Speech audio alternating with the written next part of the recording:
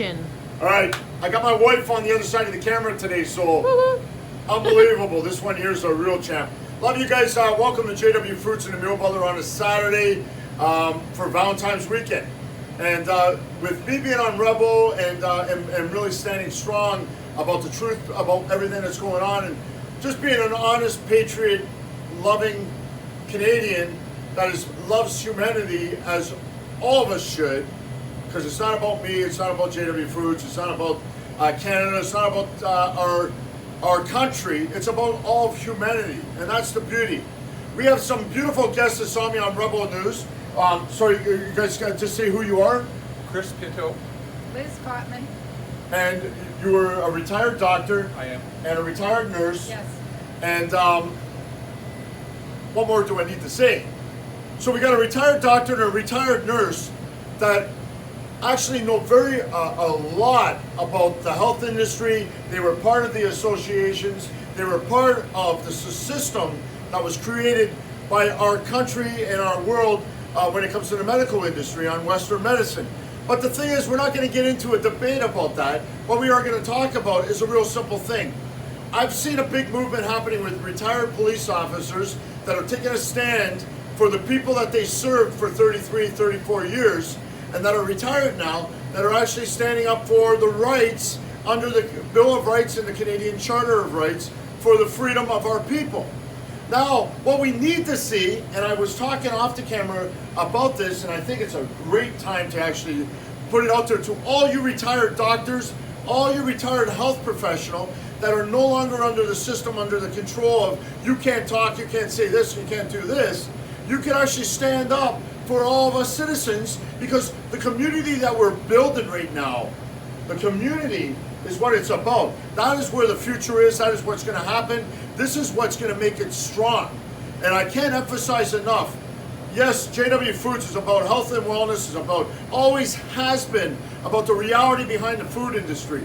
But now I've been thrown into this light of where I don't really want to be honest with you. I quite frankly would love to be in Jamaica, sitting on a Jamaican beach, drinking a pina colada and having jerk chicken. I don't want to be doing this. But you know what?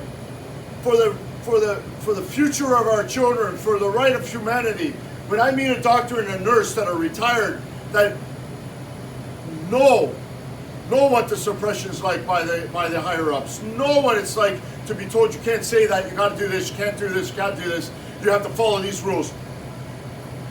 We need you at a time when the crisis is happening, when the people are being suppressed, when people are losing their jobs, when people are committing suicide, when the rates are going through the sky.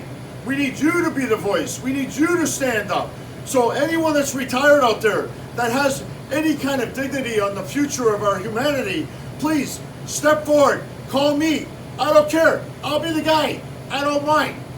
I want to see an outpouring of doctors and nurses and medical profession that want to be the voice, want to see a change.